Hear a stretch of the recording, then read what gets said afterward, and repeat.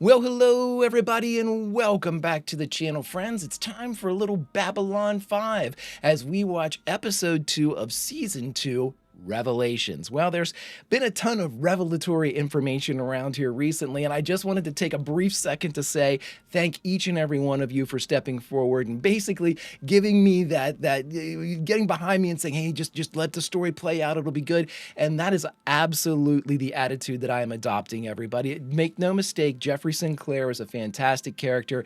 I absolutely love him. I will miss him dearly, but the story is absolutely still ongoing. You all have said, just have faith, and that faith is exactly what I will have, my friends. So I say a sad farewell to Jeff Sinclair, and I do say a happy hello to John Sheridan. So I can't wait to see how this plays out, my friends. If you could do me a favor, hit that like button, smash that subscribe, ring that bell for notifications.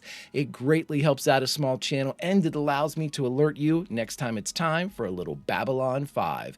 And of course, if there's anything that we do that you would like early or in its full-length format, the link to our Patreon is in the description.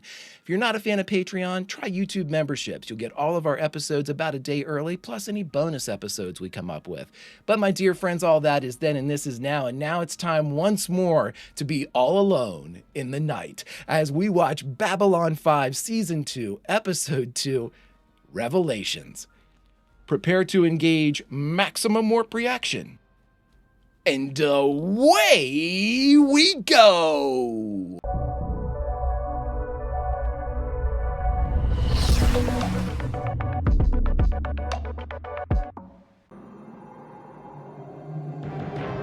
Look at that shot. That's cool as hell. Ambassador Delenn remains indisposed. Indisposed? She's in a cocoon! Yes?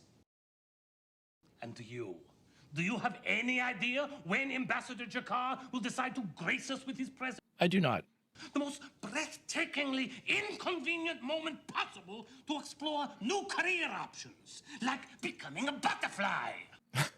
Jesus. And demand that they assign new representatives to this council. Is there a second? Kosh? I recommend that we adjourn for the rest of the day and reconvene tomorrow at 9 and try this again. All right. Ambassador Jakar is more than able to take care of himself. Meanwhile, We're not going to make it. Yes, we will. No. Leave us. oh my God.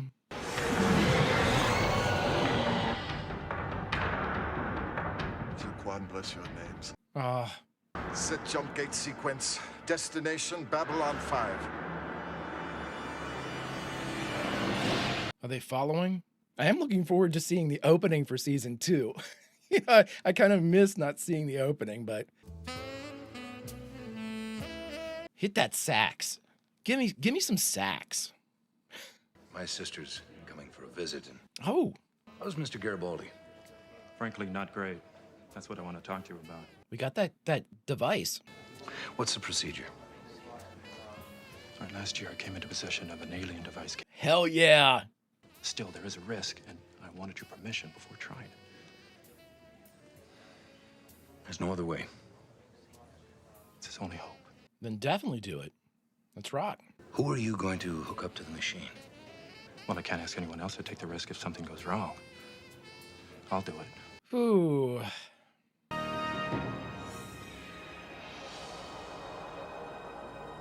Great shot. Continuing to be an awesome shot. Johnny! Johnny. Who are you waiting for, Londo? I understand you were looking for me, Ambassador. Oh, shit. And you are absolutely certain that it cannot be traced back to me. Oh, beyond a shadow of a doubt. How could it? Shadow of a doubt. Get the fuck out of here. What happens if I'm asked for another of these little demonstrations? Then we'll provide it.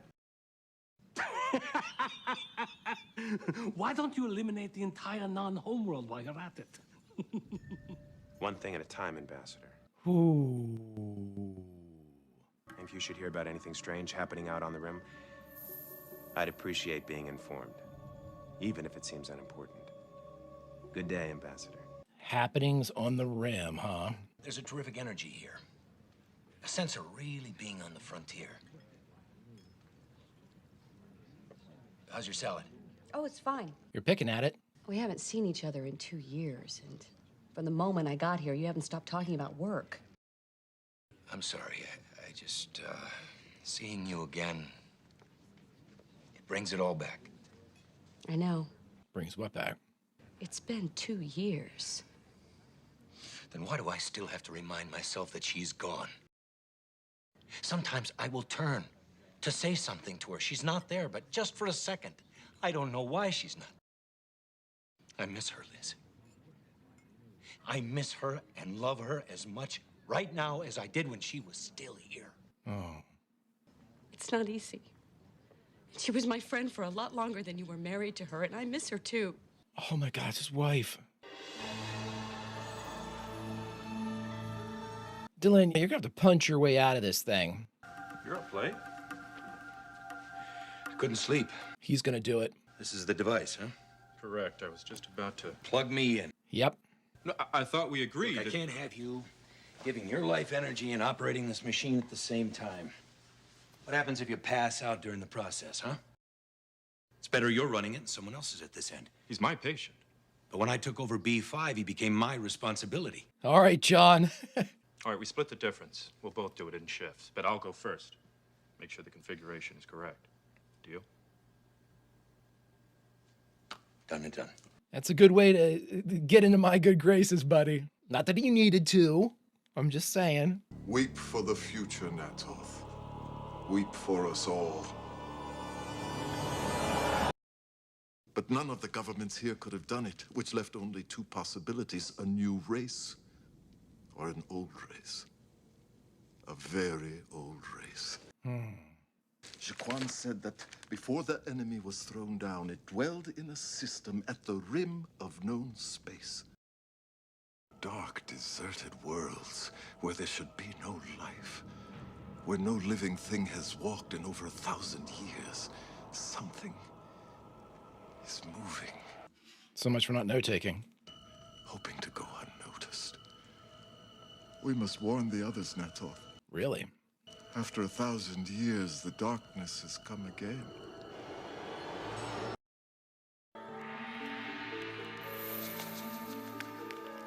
Hurry up and crack out of this egg, Dylan.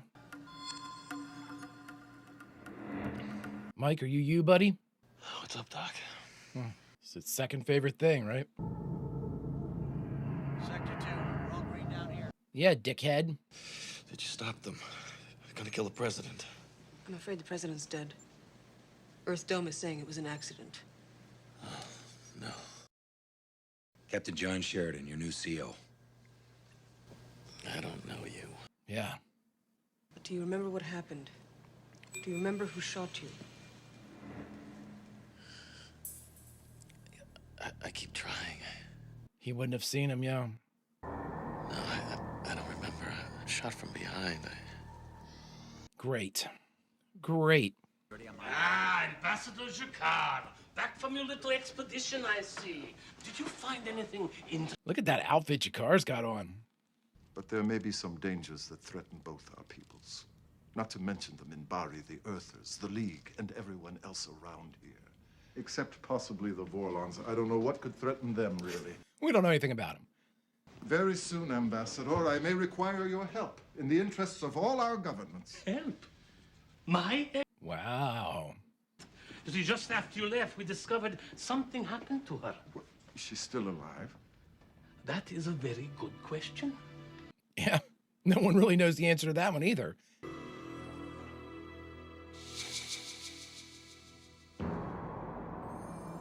Ooh. What are we dealing with now?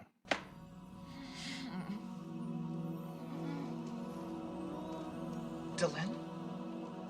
We think she's in her gray council robe, so it looks like. Oh, God. What has she become? Oh, my God. Well, I'm kind of in the middle of things. Mr. Garibaldi is awake. Please, this is urgent. I think something may be wrong with Ambassador Delenn. You think? Before we can allow you to proceed, I must insist that anything you learn here in the next few minutes be kept strictly confidential. Just remember, Dr. Ben Kyle made the same promise. What I suffer requires you. What the hell? It's like it's rock or scales or some shit. All I have to do is go out that door, go down 2 levels, and there's always something new, some new race I'd never heard of and had never seen. John, don't get too excited about this. This job sucks. The only thing that could make it better is if Anna were here to share it. And with that scientist mind of hers? She's a scientist. She died on a deep space exploration vessel that exploded. You had nothing to do with that. No, but I'm responsible for her being on that ship in the first place. Deep space? I'd gotten real busy. I was up to my ears in inspections, drills. I had to call her and tell her I couldn't make it. Well, right after I canceled, she took that science officer's job on the Icarus. Just a 2-week survey. When we used to talk to each other over long distance, we would say, "I love you," at the end. The last time I talked to her, I don't know, I was rushed. I didn't say it. I didn't even realize it.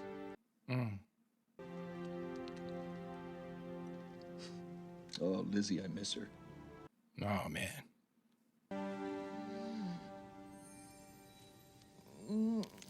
Oh. Is it supposed to do that? I do not know. Let's be careful cracking that shit off of her until we know it's... Holy shit.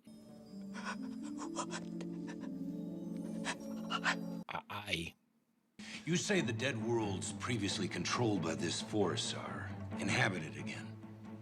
Oh my God. We need proof. And I am prepared to give you that proof. Despite the misgivings of a few in the inner circle of my government, I have convinced them to send a ship to the heart of the enemy's old domain. What? Our ship will arrive in 12 hours, coming out of hyperspace as close to the enemy's homeworld as possible. Londo, don't say anything about this. And if someone is living there? Then all our races stand on the edge of extinction. Jesus, business is picking up, man. You wanted to see me, Ambassador? Oh, Londo. You said I should tell you if I heard about anything unusual happening out on the rim. Well, well, Chief. well. Chief, I brought it like you asked. Thank you, Welch. Mr. Garibaldi, you have to understand that even if I do go into your mind, even if I do find anything, it's not admissible in court. It's okay, he just needs to know. It's a really good idea. I missed or forgot. You can find it. You may be placing too much faith in my abilities, but I'll try. She's just a P5. Yeah, well, it's a little late for that. Now up against the wall. I think not. Nice. She sees it. He sees it too.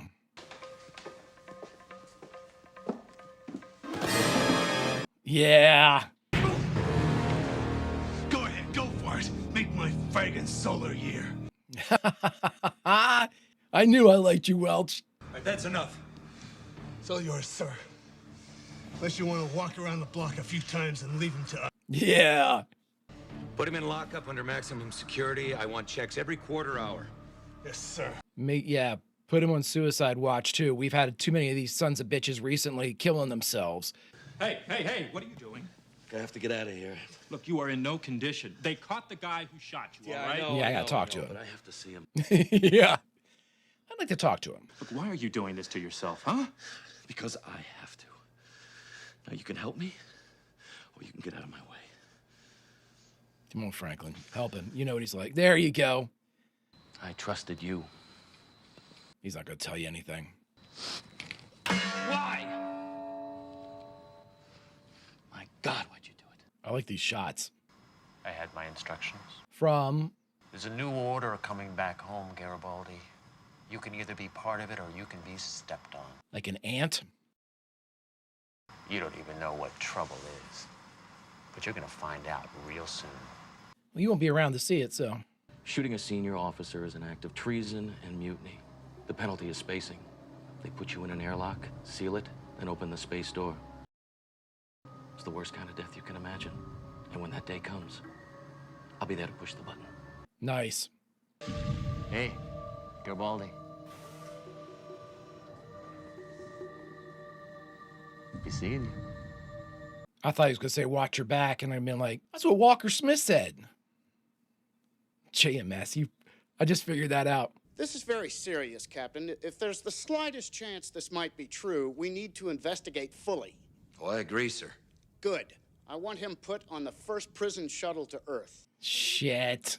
During the time I served as vice president under Santiago, I grew to admire and appreciate the man. I owe it to his memory to personally oversee any inquiry. Bullshit. And background material sent with him. I need to have everything right at my fingertip. Bullshit.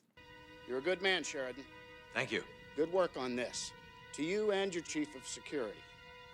I'll keep you informed of anything we find. I wonder if he's going to make it back.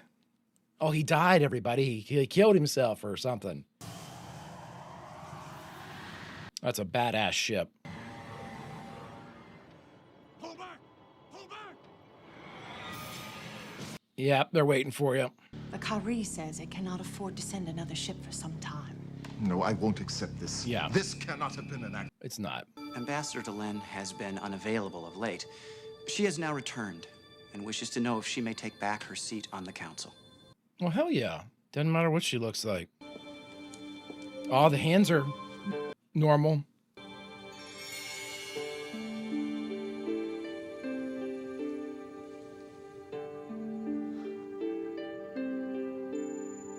Her ears are... Ambassador Sinclair has been allowed to live on my world as an act of good faith, to create a greater understanding between Minbari and humans. Is she human? I have undergone this change with the blessings of my government, so that I may become a bridge between our worlds. I mean, obviously the hair, but... And all I could do was sit there, my jaw on the floor, looking at her. I can't say as I blame you. Has her genetic structure changed as well, or just her outward appearance? That's a great question. Time to talk about it. God, what a day. I've been debating over whether or not to show it to you. Not sure if it would open up old wounds, but after our talk the other day, and you blaming yourself for Anna taking that job on the Icarus, it's part of a message Anna sent to me about a week before she passed away. Oh my God. I'll be in my quarters if you want to talk. You were sitting on this? Jesus, Liz. God, so much stuff going on. John and I were supposed to spend some time together, but Dr. Chang thinks he's found the ruins to an ancient civilization nobody's ever heard of before. I had already decided to put off our vacation and go when John called to tell me that he had to cancel, so it worked out just great. Lets him off the hook a little bit. I'll check in with you when I get back. Though with any luck, you'll hear about it on the news first. My love to Danny and the kids. Oh, Liz has married. I'm guessing. Oh, dude. Goodbye. Tell her, man. I love you, Anna. Yeah. Woo! Shit. I guess I'm invested. I just didn't want her to hear this. And I trust her as much as I trust any telepath, but... I've been thinking about this little salute Jack gave me back in his cell. Same as that side cop Bester gave. It's like he was rubbing my nose in something he knew I could never prove. Remember the last election, there was a big scandal about the Corps endorsing Vice President Clark? Yes. Now, Jack didn't admit anything, but he did say that the Home Guard wasn't behind President Santiago's assassination. But what if it was the Psi Corps? Jesus. Right before Earth Force One exploded, the Vice President got off at Mars saying he had the flu. It's pretty convenient, isn't it? Bullshit. Right. Mike's got it. Mike's got it. It's my ship. Take care, Johnny. I like her character. Sheridan. Ivanova to Sheridan. You're needed in CNC. Be right there. Work is never done. A human book. I've been studying their literature for a while, and I came across this. It would seem they may be wiser than we had thought. What is it? Things fall apart. The center cannot hold. Mere anarchy is loosed upon the world. The blood-dimmed tide is loosed. And what rough beast? It's our come round at last. Come round at last. Slouches off to Bethlehem to be born. William Butler Yeats, baby. On a hunch, I just checked on the ship taking the prisoner back to Earth. He was transferred to another ship a half an hour ago. Uh-huh. The ID codes don't match any ship registered to Earth Force. Great. So he's gone and all the evidence with him. Have you notified President Clark? He's not taking any calls. Of course he's not. This is the job, John. This is the job. Gets cold up here sometimes, doesn't it, Lieutenant Commander? Yes, sir. It does indeed. Oh, awesome shot. Wow, wow, wow, wow, wow, wow. All right, everybody, we just finished watching the second episode of the second season of Babylon 5 Revelations, and the only thing left to do is talk about it. All right, everyone, we just watched Revelations, the second episode of the second season of Babylon 5. Woo, we had a lot going on in this one.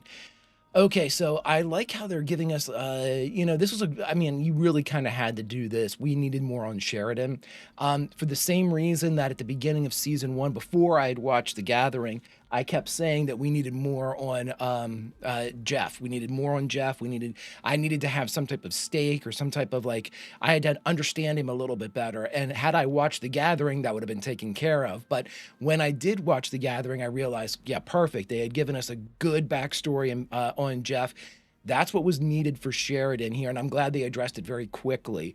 It's in a way, narratively, it's a little forced, that he had just gotten to Babylon 5 and his sister shows up. But that's something, again, I understand why they did it. So even if it doesn't seem as organic as maybe some other type of revelatory device, I think it worked perfectly. JMS is obviously, he's pivoting here, and he's doing so as gracefully as he possibly could. I appreciate it too. I think it's a well executed pivot.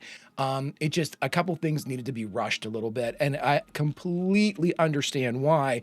It just needs to be noted too. So, having Liz come on here was a really good way of giving us this chance for John to open up. And I know every time I go to know this, every time I go to say John, I'm starting to say Jeff. So I'm going to make that slip. It's definitely going to be inadvertent, so it is going to happen, so we'll keep that in the back burner. But no, bringing Liz in for John was a really good idea because that conversation about Anna was exactly what was needed to kind of give us some stake in John. We really needed to have something of his that we could not necessarily relate to, but we could know him better by. You know what I mean? You can give your name, rank, and serial number all you want, but there's a reason why that's what you give to interrogators. It doesn't give them much. And so that's basically what we had on him coming in. Now, his personality, Bruce Boxleitner is doing a great job, in my opinion, a great job of really conveying the personality behind John Sheridan. And I think that's gone a long way. Just his process in his delivery with John has made him kind of reveal a little bit more about himself than we probably should have had at this point. Again, it's the experience of an actor that knows they need to tell a story about their character quickly. And, all of these, you could say, too, that you can see where, had this been written, and I think, like you all have told me, JMS was basically had the whole thing done before they even, had season 1 started and all that good stuff, or at least I'd say the broad strokes were done. So obviously, that John Sheridan scene where he goes to see Garibaldi and plugs himself in the device, that was definitely meant for Jeff, and would it have made more sense with Jeff? Yes and no, because I like the idea of John being there for this reason. It shows what type of leader he is. And it wasn't like, when he came forward and said, oh, if I lose my chief of security 2 weeks onto the job, it's going to look bad on my resume. That wasn't it at all. I think it was him being the commander of Babylon 5 and knowing that, this was part of his process. These people are under his command, in many ways under his protection. And so, he's responsible for them, I think is what he said. And I like that. It shows a lot about Sheridan early.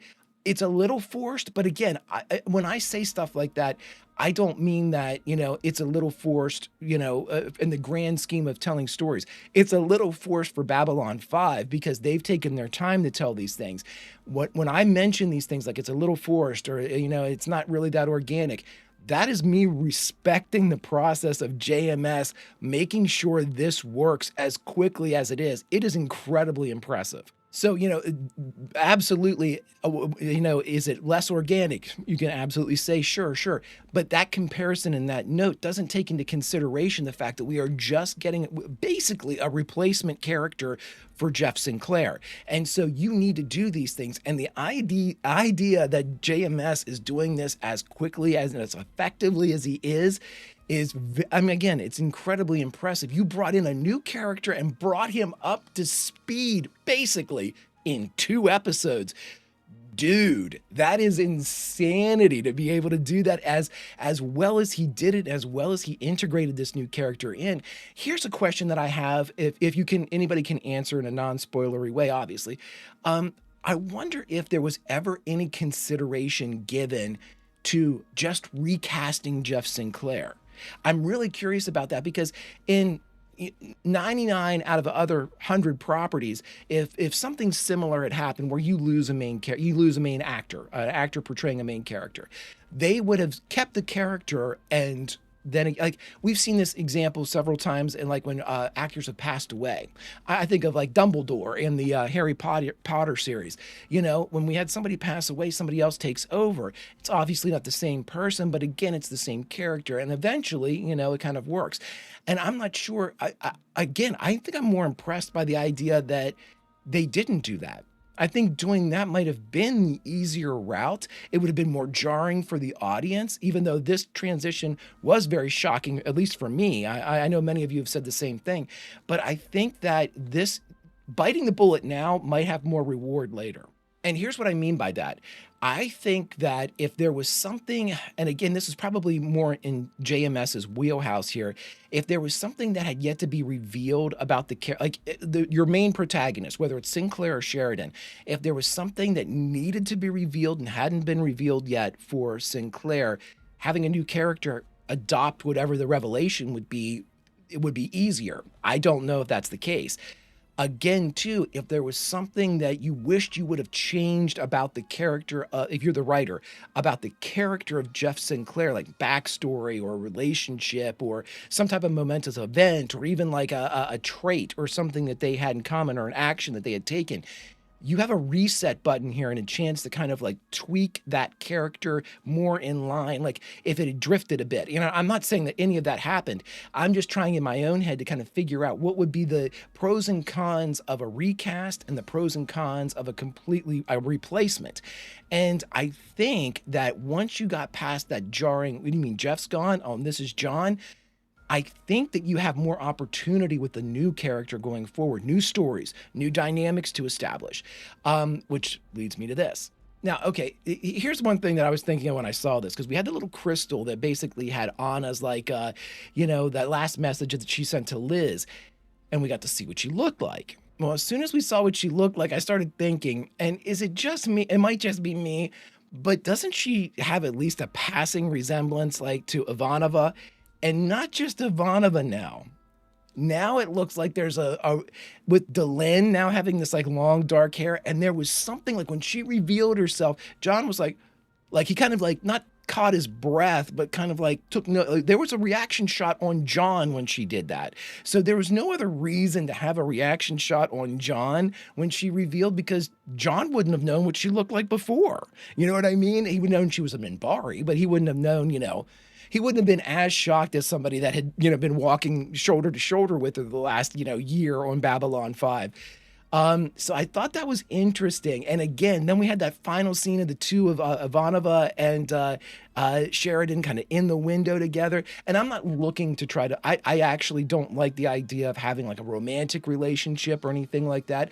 I'm looking at it more like John, the character of Sheridan, looking at these people and being, and like maybe even seeing some of Anna in them, whether it be physical appearance or, so that's another way to link him, by knowing about Anna, knowing what she looks like, kind of folding him in and understanding certain things. Like if he all of a sudden starts to believe them faster than he might believe somebody else, that might be a reason. And again, total speculation. I mean, I have no clue about this whatsoever. I'm just thinking to myself, like, these are very interesting little tricks, and not necessarily tricks. This is an art form here. We're watching a dance. And I think, and again, I might be giving too much credit, but I don't think I am, that JMS is like, you know what? He has the option to do this. If Anna has dark hair, you know what I mean? It might it might make John open up a little bit quicker, a little bit more than he would to these people. If it's somebody that, he just has kind of even a subconscious relation with. And again, that's why I think they had that reactionary shot where he's kind of taken back for a second, like, okay, there's no other reason for you to have that, John. None.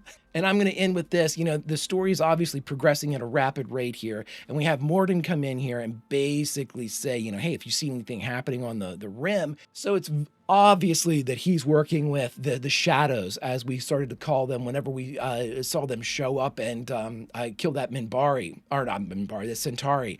During the eye, when they had the eye and all that good stuff. So, obviously he's working with them, and obviously they possess some pretty substantial, like either advanced tech, all the offensive and defensive capabilities. I mean, they were tearing through the Narn. Whether it was their fighter craft, whether it was that three-man, three Narn thing that they sent in. I mean, they just ripped right through that shit. And so if that's the case, this is a very formidable foe, especially since it was related back that these formerly uninhabited worlds seem to possess life now, like they've been repopulated. That is insanity to me, because this is something that has occurred essentially under the nose of all of these governments, who definitely seem to be, at the very least, leery of each other. So you would think that they would be, eyes open looking for, assassins in every corner. And somehow this group was able to re-engage its dominance on the galaxy. And they've been gone for 1,000 years, according to what we heard. They're back, and they're apparently, have as much population as they had before. Crazy. And I'll say this. Talking about things being stepped on immediately took me back to that ant conversation that Jakar had way back in season 1, where he was talking about, oh, you don't want to go out into talking to Catherine. You don't want to go out into this area. There's where they walk, and he picked up the ant off the thing and he put him down. How's that ant going to talk to his other people and be like, hey, try to explain what happened to him? And I thought to myself, oh my God. So if this has anything to do with that giant, not giant race, but that race that doesn't even notice us, doesn't even think about us, or it could be completely separate. I'm not sure about that, but that stepped on phrase seemed to be very deliberate. And when I hear something that seems slightly out of sync with the rest of the conversation, I know JMS is trying to, either that or I'm super paranoid now, which is fine too. But it's almost like he's saying, remember that thing I told you to remember? Here's one reason why. There'll be more.